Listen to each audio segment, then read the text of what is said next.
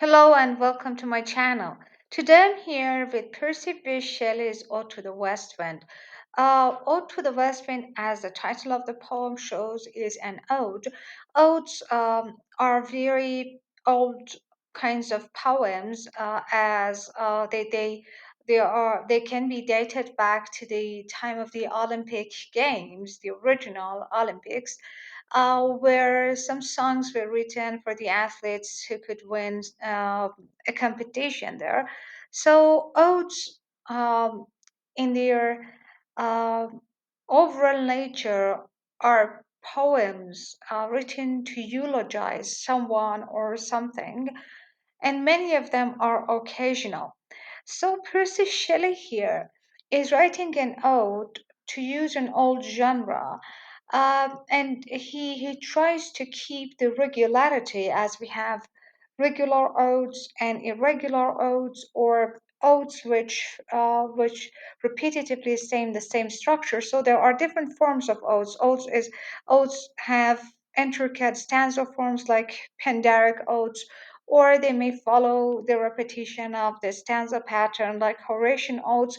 So odes are generally patterned poems, and it is not easy maybe to include all those structural ideas in the poem. But here, anyway, Shelley is trying to keep uh, the form, keep up actually to the normalities and standards of the form, but in his own very romantic way. Uh, Also, are originally written to eulogize someone or something. And here, in Romanticism, the Romantic poets adopt the genre to praising nature. So Shelley here is using a romantic theme, a natural element, to including natural elements in the poems, with the praising type of an ode, to reveal something maybe about his personal ideas and his personal attitudes. So it is not just the act of eulogy being done in the poem.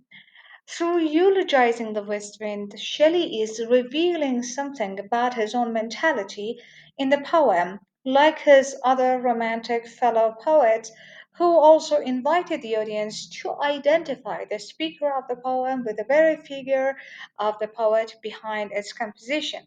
So let's see now what is happening in the poem structurally and thematically.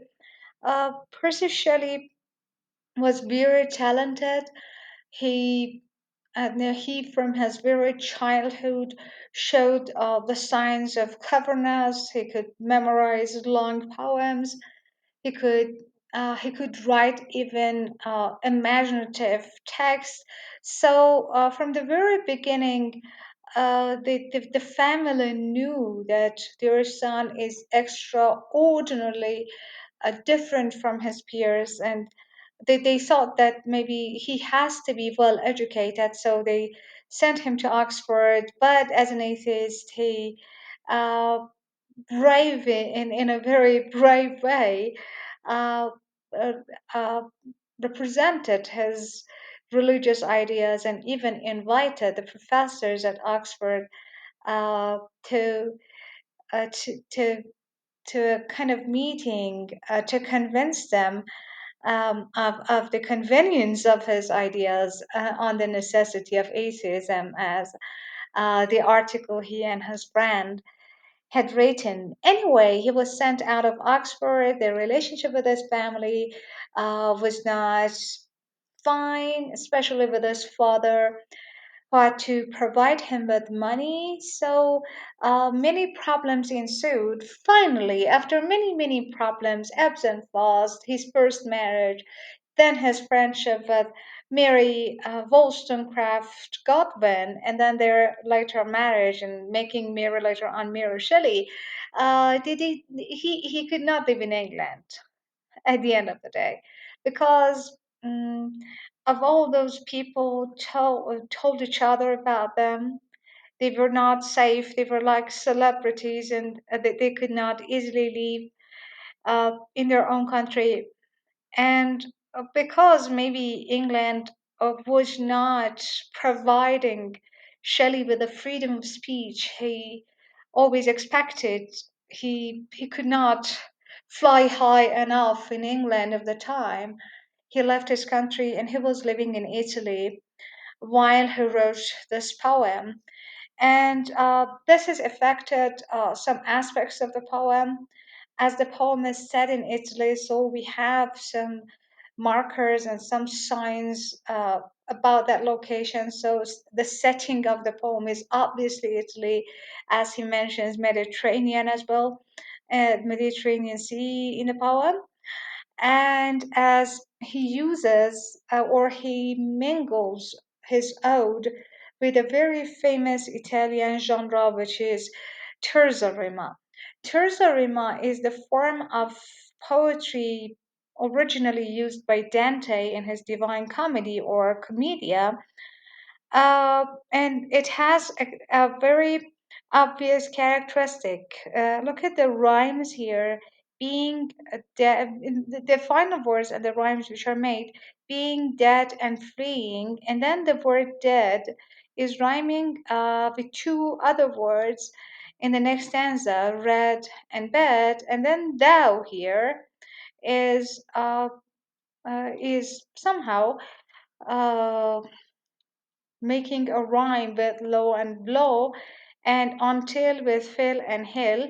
And finally, we have we're here. Here we have a combination of terza rima and English sonnet. Percy Shelley has written the poem in form of five of these sonnets. So the poem can be divided into five separate sonnets. And this is the first part. Uh, as you can see, when dead, red, and bed are interconnected, therefore the stanzas are also interconnected. So this terza rima structure, terza means three. So this three-line stanza is connected to the next three-line stanza through the rhyme pattern and the repetition of the rhyming sounds. And in the final part in line 13 and 14 of each sonnet or each part of the poem, Shelley uses the pattern of the English sonnet, the rhyme pattern of English sonnet, where the concluding couplet is rhyming.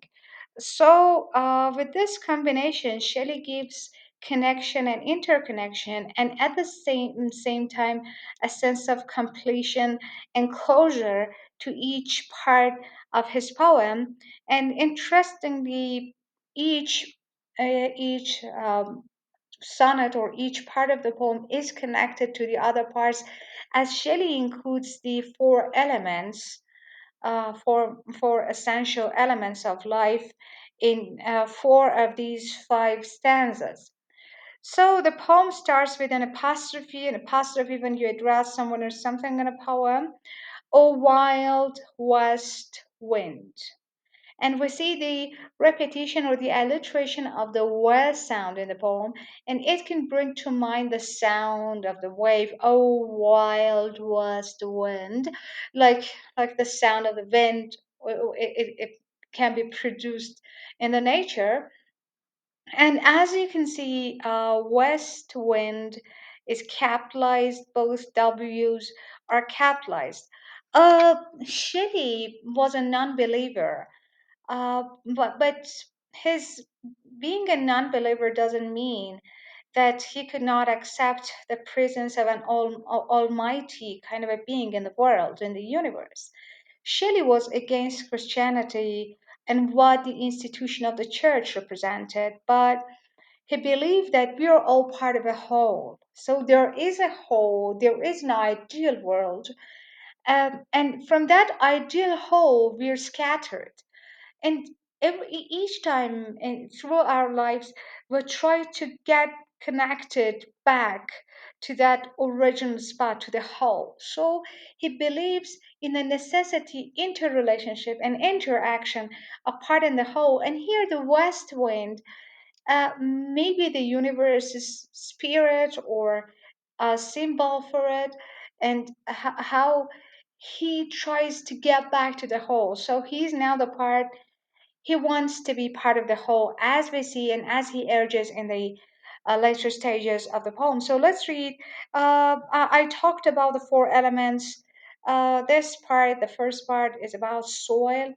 O wild west wind, thou breath of autumn's being, thou from whose unseen presence the leaves dead are driven like ghosts from an enchanter fleeing.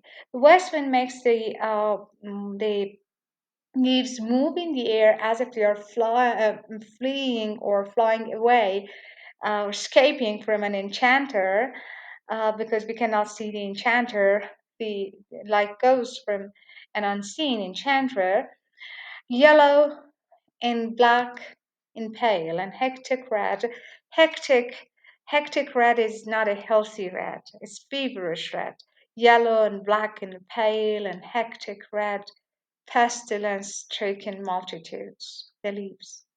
O thou who chariotest to their dark wintry bed the winged seeds, where they lie cold and low, each like a corpse within his grave, until thine azure sister of the spring shall blow.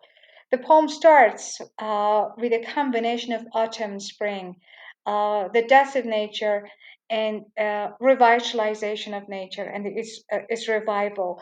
Thine azure sister of the spring shall blow her clarion. The clarion call reminds us of the biblical uh, undertones, where uh, the dead are coming back to life. Thine azure means blue, sister of the spring shall blow her clarion over the dreaming earth. Dreaming earth, the earth which is asleep because of the cold weather of the winter. And feel, uh, let me finish the sentence. Feel, without reading this line, feel with living hues and odors, plain and hid. And what about this parenthetical line? And feel driving sweet buds like flux to fade in air. Spring drives sweet buds or the blossoms like flocks of sheep, which are being fed in the air. So while on earth we have the movement of the flocks of sheep, on the sky also we can see another group of sheep grazing over there. Wild spirits, wild spirit again, with the capitalization of W and S, wild spirit, which are moving everywhere, destroyer and preserver. So it is paradoxically life taker and life giver. Here, oh, here. He has to urge for something, but he doesn't mention what he asks for at this point in the poem. Let's see what happens in the next part. The next part follows the same terza rima pattern, stanza structure, and the final closure. And about the four elements, in this part we see air. So thou on whose stream, mid the steep skies commotion, loose clouds, like earth's decaying leaves are shed. Uh, we can see a very specific form of unity of being in the chaos the autumn wind creates. So we see, let's say, structure and design and organization, or a form of unity and integration in the different elements of nature, while everything is also at the same time chaotic. And we know in romanticism in general, paradoxes or contradictory ideas or conflicting ways of being uh, can merge into one another. So here, the sky is a mirror of the earth, and what is happening on earth is repeating itself in the sky. This time the clouds are the subjects of movement, and they are the equal of the leaves in the previous stanza, in the previous part. So thou on whose stream mid the steep sky's commotion loose clouds like earth's decaying leaves are shed, shook from the tangled boughs of heaven and ocean. The tangled boughs of heaven and ocean is the vapors in between the sky and the ocean, and now these clouds are shook from those are shaken or shaking from the leaves, or then they are scattered from those boughs, those vapory boughs, which are not visible. But there is a plant which we cannot see between the ocean and the sky, as Shelley can imagine. Angels of rain and lightning. The angels are angels of rain and lightning is a reference to the clouds. They are spread on the blue surface of thine airy surge, like the bright hair uplifted from the head of some fierce Maenad. The Maenads were women uh, dancing and celebration of Dionysus. So uh, the form of ecstasy and chaotic movement is referred to here by Shelley of some fierce minute, even from the dim verge of the horizon to the zenith's height. So the clouds are everywhere in the sky, from the horizon line or the horizontal line to the upper sky or to the zenith of the mountains. So from the lowest part on Earth to the highest part of some fierce minute, even from the dim verge of the horizon to the zenith's height, the locks of the approaching storm. The locks here is a reference to the hair of the women dancing, and so the connected particles of the clouds are like the locks of the hair of a woman dancing, and the hair is getting everywhere, moving around. The locks of the approaching storm. And then another kind of reference, a metaphorical representation, thou dirge of the dying year.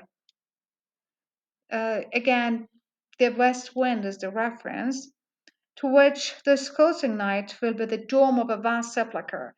These clouds would connect to one another, and they would create a dome. Under this dome, we can see the dead body of Earth, and therefore a sepulchre will be the dome of a vast sepulchre, as if the Earth is now totally dead, and it is put down, or its dead body is under this vault, or this dome will be the dome of a vast sepulchre, vaulted with all thy congregated might. The sepulchre is vaulted, or the dome is structured because of the might and force of the wind, uh, vaulted with all thy congregated might of vapors, the clouds, from whose solid atmosphere black rain and fire, lightning means fire, and hail is frozen rain, will burst. Oh, here. Again, he addresses the wind, but he doesn't mention what he asks or urges from it. Thou, who didst waken from his summer dreams the blue Mediterranean. So the element here is the water.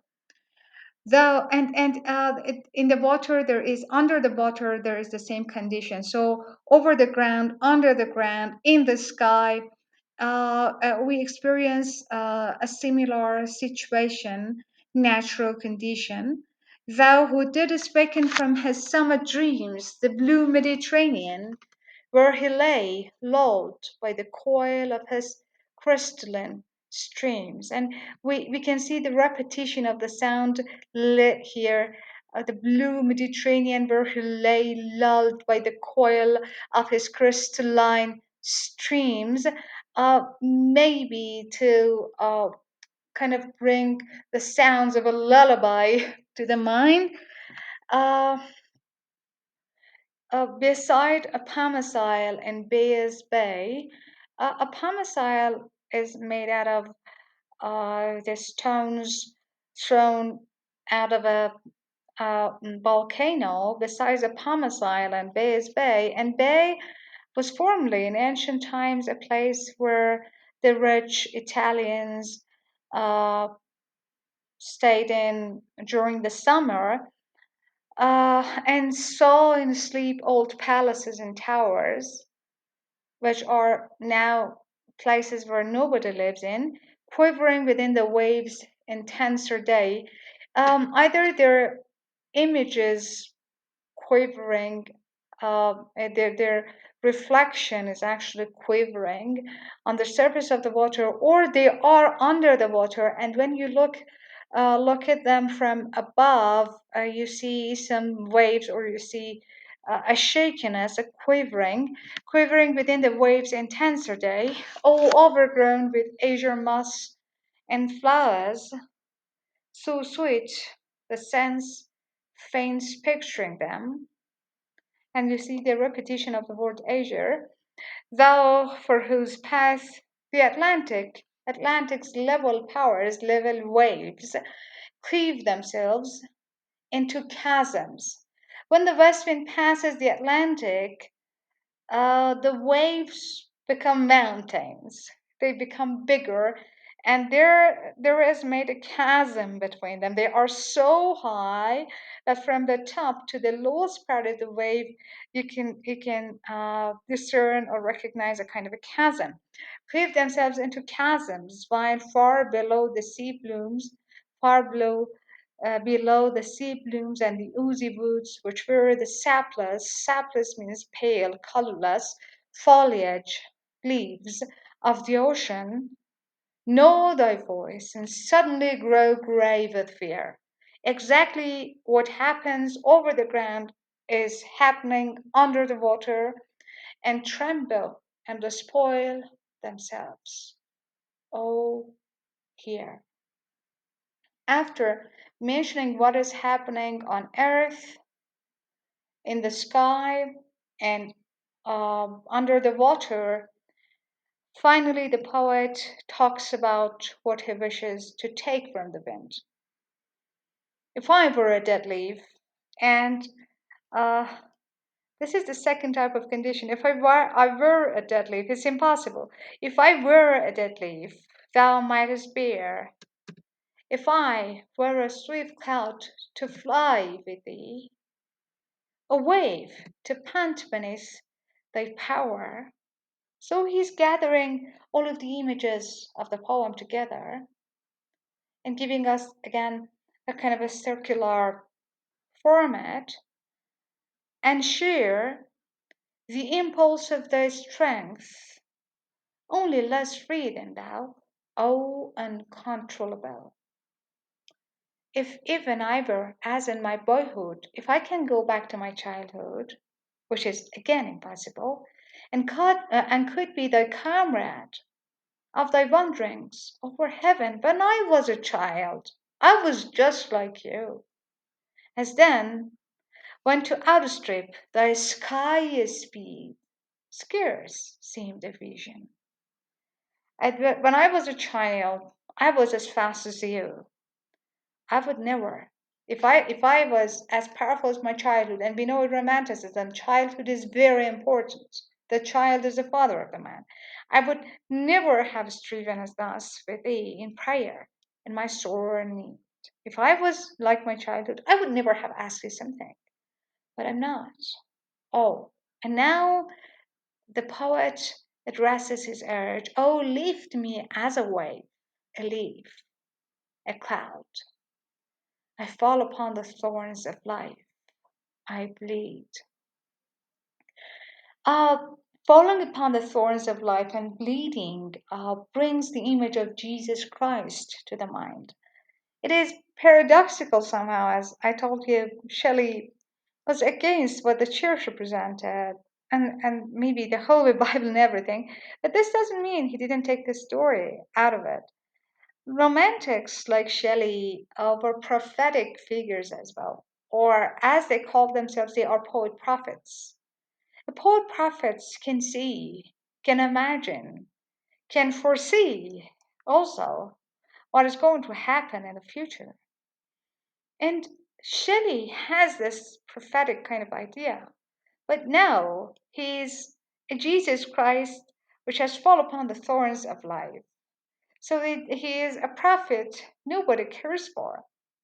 And he's bleeding and he is asking for the help of the wind. A heavy weight of hours has chained and bowed one two like thee. I told you about the unity of being in Shelley's viewpoint and how he thinks he's part of that whole, the wind. And the wind is the wind. The wind is the power behind the universe. Whether Shelley uh, is part of it or not, the wind is all powerful, and Shelley wants to be part of that omnipotence. One too like thee. I was like thee, tameless and swift and proud.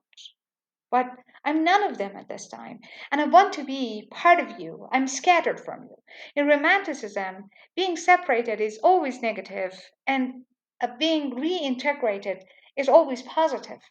And here, he wants to be positively accepted as part of that whole, part of the mind of mankind, or part of the spirit of the universe. And finally, we come to the last part of the poem, and there remains one element. We had already soil, we had air, we had water, and there remains fire. And let's see how fire appears in this poem and is treated by the poet. Make me thy lyre. Lyre is a romantic symbol. It repeats its presence in romantic poetry. A lyre was an object put outside the houses at the time, and the wind went through the strings of the lyre and it made a sound. In romantic philosophy, the lyre is compared to the mind of the poet, which takes something, kind of a trigger, and then it after taking that trigger, it changes it to a harmony.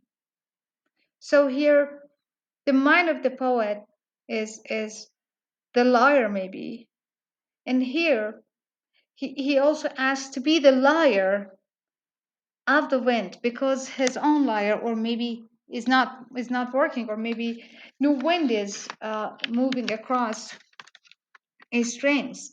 Make me thy lyre because maybe my lyre is not working, even as the forest is, and the forest is thy lyre, and the old boughs and definite or like say the dry parts of the wintry or autumnal forest is like representing like the strings of a lyre, and he's comparing himself to the forest, a natural element. Take me like nature, count me as an element of nature. He's asking the wind to do. Make me thy lyre even as the forest is. What if my leaves are falling like a song? The tumult of thy mighty harmonies. I'm not sorry about my lips, because harmony is produced somewhere else with another power, the power of imagination. Be my imagination, revive my imagination. The tumult of thy mighty harmonies will take from both from me and the forest a, a deep autumnal tone. You make poetry out of me and the forest. So bring my poetry back, bring my power of imagination back, and I can write poetry then. Sweet though in sadness. And the expression is paradoxical, sweet though in sadness. Be thou spirit fierce, my spirit. Be thou me, impetuous one. And we see that the urge of the poet for the unity drive my dead thoughts over the universe like withered leaves to quicken a new birth. And we see the early images in the poem repeating themselves in the last part of the poem, in the final stanzas of the poem, to give us again that circular, complete form. And by the incantation of this verse, scatter as from an unextinguished hearth, the hearth and the element of the fire, from an unextinguished hearth, ashes and sparks. Ashes first, when you take the ashes away, then the sparks would come up. Ashes and sparks. My words are his ashes and sparks. My words among mankind. And you see the prophetic vision of the poet here. That he wants his words to be scattered among mankind. Be though, be through my lips to unawakened earth the trumpet of a prophecy. The people are dead. The people don't care about what is happening to them. They are indifferent. Let's my poetry get them up. The trumpet of a prophecy, like like the clarion of spring, a wind. If winter comes, can spring be far behind? You can answer this question positively or negatively. I put it up to your own imagination. And thank you for listening.